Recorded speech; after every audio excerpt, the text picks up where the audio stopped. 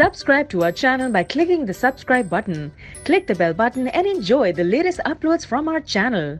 White House aides were reportedly caught off guard by President Trump's informal phone calls with Canadian Prime Minister Justin Trudeau, learning about the call only after Canada's Foreign Ministry published a readout. The Washington Post reports that Trump began handing out his personal cell phone number to a handful of world leaders shortly after his inauguration, including to the leaders of Mexico and Canada, and that Trudeau took advantage of the opportunity to call the president in April 2017 to speak about trade issues. White House aides, according to a senior U.S. official who spoke to the Post, were caught totally unaware that the call had even occurred. We had no idea what happened, the official said. The White House would later put out a short readout of the call based on Trump's memory between the two leaders, according to the Post.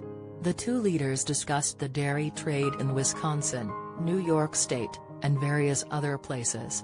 They also discussed lumber coming into the United States, the full White House release said.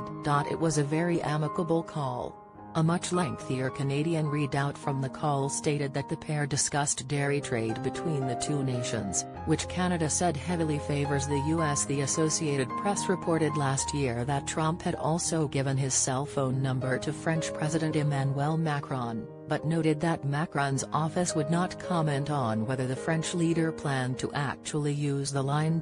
White House aides urged Trump to route future calls with world leaders through the White House Situation Room as required by federal records law, according to the Post, and there are no other confirmed calls between Trump and world leaders on his personal cell phone. A group of Senate Democrats asked the president's counterintelligence chief in June for a threat assessment on Trump's cell phone usage, which they called reckless and a danger to national security in a letter.